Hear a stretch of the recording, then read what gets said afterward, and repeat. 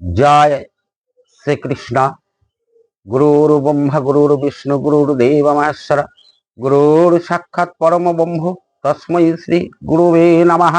वाञ्छाकल्पतरुभ्यश्च कृपा सिन्धुभ्य एव च पतितानां पावनेभ्यो वैष्णवेभ्यो नमो नमः।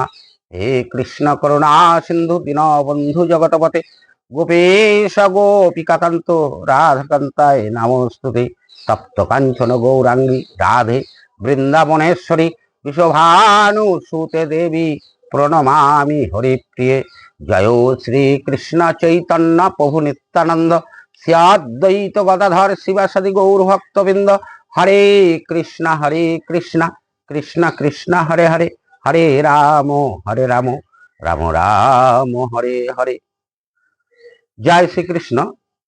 सकलेर शुभ कामना करी, भगवानेर काছে प्रार्थना करी सकले सुस्थ सुंदर एवं आनंदे जीवन यापन करुन। अनेक दिन आमी भिडियो करिनी, विभिन्न काजे व्यस्त छिलाम, সময়টা खूब ব্যস্ততার যাচ্ছে। तो যাই হোক, আজকে আবার আমি একটা ভিডিও করতে চলেছি। আজকে যে আমাদের যে বাসন্তী পূজা উৎসব চলছে এবং সামনে কামদা একাদশী আসছে, এই বাসন্তী পূজা উৎসবের মাহাত্ম্য এবং কামদা একাদশী মাহাত্ম্য নিয়ে কিছু আলোচনা করব। আপনারা আমার এই চ্যানেলটাকে সাবস্ক্রাইব করবেন, লাইক করবেন, কমেন্ট করবেন এবং বেল বটন ক্লিক করে অল করে রাখবেন, যাতে পরপর ভগবানের কথা, ভাগবত কথা এবং বিভিন্ন ব্রত মাহাত্ম্য এবং আমাদের বিভিন্ন পূজা পার্বণ ইত্যাদি বর্ণনা শুনতে পান। আপনারাও শুনবেন, আমরাও বলতে থাকবো। যত লাইক এবং কমেন্ট এবং সাবস্ক্রাইব করবেন তত আমি উৎসাহ পাবো এবং পরপর ভিডিওগুলো করতে থাকবো। যাই হোক, আজকে বাসন্তী সপ্তমী। বাসন্তী সপ্তমী এটা বসন্তকাল, তাই এই কালে যে পূজাটা হচ্ছে মা দুর্গারই পূজা, এটাই কালের পূজা, একে বাসন্তী পূজা বলা হয়। গত প্রতিপদ তিথি থেকে নবরাত্রি শুরু হয়েছে এবং আজকে সপ্তমী। এই বাসন্তী দুর্গা দেবীর রূপ এবং এই বাসন্তী পূজাই দুর্গা পুজো রূপে প্রচলিত ছিল। পরবর্তীকালে অকালে লঙ্কেশ্বর রাবণকে হত্যা করার জন্য ভগবান শ্রী রামচন্দ্র আশ্বিন মাসে যে পূজা করেছিলেন, যেটা শারদীয় দুর্গোৎসব বলা হয়, সেটা হচ্ছে অকাল বোধন। শ্রীরামচন্দ্র তার প্রয়োজনে সময় আসার আগে করেছিলেন, তাই সেটা অকাল বোধন। আর এটাই হচ্ছে আমাদের বাসন্তী পূজা বা দুর্গা পূজা, যেটা পূর্বকাল থেকে প্রচলিত আছে। তো এই বাসন্তী পূজা সপ্তমী আজকে। এই বাসন্তী পূজা প্রথম কে করেছিলেন আমরা অনেকেই জানি। রাজা সুরথ এই পূজার সূচনা করেছিলেন। কিভাবে করেছিলেন? রাজা সুরথ ছিলেন দান ধ্যান এবং ধর্মে পরায়ণ, কিন্তু খুব শক্তিশালী রাজা ছিলেন তিনি। কেউ কোনোদিন এই রাজা সুরথকে পরাজিত করতে পারেনি, কারোর কাছে তিনি হারেননি। কিন্তু এক সময় তার পার্শ্ববর্তী যবন রাজ্য তার সভাসদদের সঙ্গে পরামর্শ করে যবন রাজ্য এই রাজা সুরথের রাজ্যকে আক্রমণ করে। আক্রমণ করার সঙ্গে সঙ্গে তার মন্ত্রী পরিষদ যারা ছিল এই রাজা সুরথের, তারা সবকিছু লুণ্ঠন করতে থাকে, লুট করতে থাকে, নিজেরই লোক তারা। এই লুণ্ঠন করছে দেখে যখন রাজা বুঝলো নিজেদের লোকই বেইমানি করছে, তখন দেখলো আর উপায় নেই, পরাজয় অবসম্ভাবী। তখন তিনি আস্তে আস্তে মনের বল হারালেন এবং যবন রাজ্যের কাছে পরাজিত হলেন। পরাজিত হওয়ার পরে রাজা মনের ঘৃণায়, যেহেতু নিজের লোকেরাই বেইমানি করেছে, তারাই লুটপাট চালিয়েছে, মনের ঘৃণায় তিনি কি করলেন? বনে চলে গেলেন। বনে চলে গিয়ে জীবন যাপন করতে থাকলেন। এই রকম জীবন যাপন করতে করতেই রাজা সুরথ এক সময় বনের মধ্যে বনের মধ্যে তিনি এক ঋষির দর্শন পেলেন। ঋষির নাম ছিল মেধা। এই মেধা ঋষির দর্শন পেলেন, তাকে প্রণাম আদি যথাযথ সম্মান জানালেন এবং এই মেধা ঋষির আশ্রমে জীবন যাপন করতে থাকলেন। এভাবে বেশ কিছুদিন চলে গেল। চলতে চলতে চলতে চলতে একদিন একজনের সঙ্গে দেখা হলো এই রাজা সুরাতের। সেই ব্যক্তি নাম ছিল সমাধি। এই সমাধি এই জঙ্গলে কেন এসছেন? সমাধিরও আত্মীয় স্বজন, পরিবার, স্ত্রী, পুত্র, এরা তার সর্বস্ব কেড়ে নিয়েছে। সর্বস্ব হারা হয়ে এই সমাধি এই বনে গমন করেছেন। রাজা সুরত এবং সমাধি দুজনাই মেধা মুনির আশ্রমে বসবাস করতে লাগলেন এবং নিজেদের মধ্যে গল্প করতেন। তারা সর্বস্ব হারা হয়েছেন, সর্বহারা হয়েছেন নিজ জনেদের জন্য। তো একদিন মেধা ঋষিকে প্রশ্ন করলেন এই সমাধি এবং রাজা সুরত, যে এই অবস্থা আমাদের কেন হলো, এর থেকে উদ্ধারের কি উপায় আছে ঋষিবর? তো মেধা ঋষি বললেন, তোমরা এক কাজ করো, মা দুর্গার আরাধনা করো। দুর্গা দেবীর আরাধনা করলে তোমাদের এই সমস্যা থেকে তিনি মুক্তি দান করবেন এবং নিজ রাজ্য তোমরা বা নিজের সম্পত্তি তোমরা ফিরে পাবে।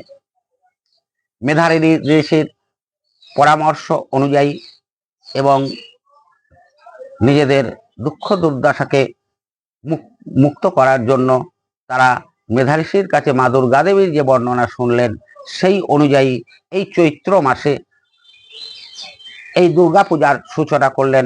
সেটাই এই বাসন্তী পূজা। বসন্তকালে হয় বলে একে বাসন্তী পূজা বলা হয়। তো প্রথম এই পূজার সূচনা করেছিলেন রাজা সুরত, বাসন্তী পূজা যেটা চলছে। আর দুটো দিন পরেই আমরা জানি রামনবমী। রামনবমীও আমাদের কাছে খুবই স্মরণীয় দিন। ভগবানের অবতার শ্রীরামচন্দ্রের আবির্ভাব তিথি। সেই দিনও আপনারা মহা সমারোহে শ্রীরামচন্দ্রের চন্দ্রকে স্মরণ করবেন এবং তার কাছে বিশ্ববাসীর শান্তির জন্য প্রার্থনা করবেন। এই হলো আমাদের বাসন্তী পূজা। এরপর আমরা আসি যেটা বললাম কামোদা একাদশী। কামোদা একাদশী এই চৈত্র মাসের শুক্লপক্ষের একাদশী এবং বৎসরের শেষ একাদশী। এটা প্রতি বছরই এই সময়ে কামোদা একাদশী আসে। তো এই কামোদা একাদশীর বর্ণনা আমরা করি। এই শুক্লপক্ষের যে একাদশী, এর যে মাহাত্ম্য, এটা বরাহ পুরাণে বর্ণিত আছে। বরাহ পুরাণে ঋষি বশিষ্ঠ রাজা দিলীপের অনুরোধে দিলীপকে এই একাদশীর মাহাত্ম্য যেরূপ বর্ণনা করেছিলেন, ভগবান শ্রীকৃষ্ণ যুধিষ্ঠিরকে সেই রূপ বর্ণনা করেছেন। তো মোরনাম নাগপুরে স্বর্ণ নির্মিত গৃহে বিষধর নাগেরা বাস করত। তাদের রাজা ছিলেন পুণ্ডরিক। গন্ধর্ব, কিন্নর ও অপ্সরাদের দ্বারা তিনি সেবিত হতেন। সেখানে অপ্সরা শ্রেষ্ঠ ললিতা ও ললিত নামে গন্ধর্ব স্বামী স্ত্রী রূপে বাস করতেন। একদিন ললিত সঙ্গীত পরিবেশনা করছেন। এমন সময় তার ললিতার কথা মনে পড়ে গেল। ফলে তার সঙ্গীতের তাল লয় সবই বিঘ্নিত হলো। তখন রাজা একথা শুনলেন, রাজা পুণ্ডরিক, এবং প্রচন্ড ক্রোধিত হলেন যে দেখো ললিত, তুমি সঙ্গীত পরিবেশনা করতে গিয়ে কামের উদয় হয়েছে তোমার মধ্যে, তুমি মহাপাপিষ্ট, তোমাকে আমি অভিশাপ করছি, তুমি রাক্ষস কুলে গিয়ে জন্মগ্রহণ করো। যথাযথ মতে অভিশাপ অনুযায়ী ললিত ভয়ঙ্কর রাক্ষস কুলে গমন করলেন এবং তিনি বিন্ধ্যা পর্বতে বসবাস করতে লাগলেন। রাক্ষস কুলে জন্ম হলেও তার অর্ধাঙ্গিনী ললিতা তার সঙ্গ ত্যাগ করেননি। ললিতাও তার সঙ্গে গিয়েছিলেন।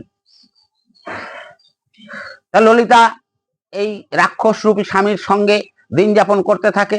রাক্ষস তার আসুরিক আচার, জীব হত্যা করে, মানব হত্যা করে ভোজন করে এবং অত্যাচার করে অন্যের প্রতি। তা দেখে খুব দুঃখিত হয় তার অর্ধাঙ্গিনী ললিতা। ভগবানের কাছে প্রার্থনা করতে থাকেন, হে ভগবান, কিভাবে আমি এই স্বামীর পাপ মুক্ত করব? এই রকম জীবনযাপন স্বামীর আমার একদমই ভালো লাগছে না। যেহেতু তিনি পতিব্রতা নারী ছিলেন, তাই স্বামীর কথা এত চিন্তা করতেন। তারাই বিন্ধ্যা পর্বতে থাকতে থাকতে ঋষ্যশৃঙ্গ নামে এক মুনির দর্শন পান। তো ওই ঋষ্যশৃঙ্গ মুনির কাছে এই ললিতের অর্ধাঙ্গিনী ললিতা সবিনয়ে নিবেদন করেন, হে ঋষিবর, আমার স্বামী অভিশপ্ত এবং কিভাবে অভিশপ্ত সেটা তিনি জানান এবং বলেন আপনি উপায় বলুন এই অভিশাপ মোচনের জন্য, কিভাবে এই অভিশাপ থেকে আমি স্বামীকে মুক্ত করতে পারি। তো ওই ঋষ্যশৃঙ্গ মুনি ললিতাকে বলেন যে দেখো, তুমি এক কাজ করো, তুমি এই কামদা একাদশী ব্রত যথাযথ নিয়মে পালন করো, এটা করলে তোমার স্বামী অভিশাপ মুক্ত হবেন। ঋষির কথা মতো ললিতা যথাযথ নিয়মে কামদা একাদশী পালন করেন, রাত্রি জাগরণ করেন এবং ভগবানের স্মরণ করেন, ভগবানের নাম গুণকীর্তনে রাত্রি যাপন করেন। এর ফলে কামদা একাদশীর ফল লাভ করেন ললিতা। ভগবানের কাছে প্রার্থনা করেন, হে ভগবান, কামদা একাদশীতে আমি যে পুণ্য অর্জন করেছি, যে ফল লাভ করেছি, তা আমার স্বামীকে আমি প্রত্যাবর্তন করতে চাই, আপনি আমার স্বামীকে তা প্রদানের ব্যবস্থা করুন। ভগবান ললিতার কথা মতো ললিতকে সেই কামদা একাদশী, ললিতার করা সেই কামদা একাদশীর সুফল প্রদান করেন ললিতকে। এই একাদশীর সুফল লাভ করার পর ললিত সাপ মুক্ত হন এবং ললিতার সঙ্গে মিলিত হন। উভয়ে মিলিত হয়ে পুষ্পরথে তারা আবার স্বর্গ রাজ্যে গমন করেন এবং আগের মতোই যথাযথ নিয়মেই জীবন যাপন করতে থাকে। এই একাদশীর মাহাত্ম্য অত্যন্ত তাৎপর্যপূর্ণ। কামদা একাদশী যথাযথ নিয়মে পালন করলে গ্রহ হত্যা, ব্রহ্ম হত্যা, ভ্রূণ হত্যা, যাবতীয় মহাপাপ, পাপ আছে আবার মহাপাপ আছে, এগুলো হচ্ছে মহাপাপ। এই মহাপাপ থেকেও আমরা উদ্ধার হতে পারি। আমাদের পিতৃপুরুষগণ যদি নরকগামী হয়, তারাও সেখান থেকে উদ্ধার হতে পারে যদি আমরা এই কামদা একাদশী ঠিক মতো পালন করি। একাদশীর বৈষ্ণবীয় নাম হচ্ছে হরিবাসর তিথি। অর্থাৎ সব প্রথমে মনে রাখতে হবে কি খাচ্ছি, কি পড়ছি, তার বিচার পরে আগে হরির সাথে বাস করতে হবে, তার নাম হরিবাসর তিথি। আর উপবাস, উপশব্দের অর্থ নিকটে। আমরা বলি উপকূল, নদীর কাছাকাছি কুলকেই উপকূল বলা হয়। আর উপবাস কথার মানে হচ্ছে নিকটে বাস করা। বাস মানে বাস করা। কার নিকটে? ভগবানের নিকটে। ভগবানের নাম গুণকীর্তন, ভাগবত শ্রবণ, ভাগবত অধ্যয়ন, ভগবানের পূজা আদি, ভগবানের সেবার মাধ্যমে দিন যাপন করাকেই প্রকৃত একাদশী বলা হয়। যদিও একাদশীতে পঞ্চশস্য নিষিদ্ধ আছে। পঞ্চশস্য বাদ দিয়ে অন্য সবজি আদি, ফল ইত্যাদি ভগবানকে অর্পণ করে প্রসাদ রূপে গ্রহণ করলে এবং যথাযথ নিয়মে রাত্রি জাগরণ করে ভগবানের নাম কীর্তনে, ভগবানের চিন্তায় মত্ত থাকলেই প্রকৃত একাদশী পালন করা হয়। প্রত্যেকের কাছে আমার বিনীত নিবেদন, এই মহাত তিথি, মহাত দিন, ভগবানকে প্রিয় করার, ভগবানকে প্রীত করার এত ভালো তিথি, এত ভালো কি বলবো ব্রত আর কোথাও নেই। তাই এই কামদা একাদশী ঠিক মতো পালন করবেন। ভগবান প্রীত হবেন, সন্তুষ্ট হবেন, হয়ে তার সার্বিক আশীর্বাদ আমাদের এই জগৎবাসীকে দান করবেন, যাতে এই জগৎবাসী আমরা সব পাপ থেকে মুক্ত হয়ে সুস্থ, সুন্দর এবং আনন্দময় জীবন যাপন করতে পারি এবং আমাদের পূর্বপুরুষরাও নরক থেকে উদ্ধার লাভ করতে পারে এবং আমরা ধর্মীয় জীবন, সুস্থ সুন্দর জীবন যাপন করতে পারি।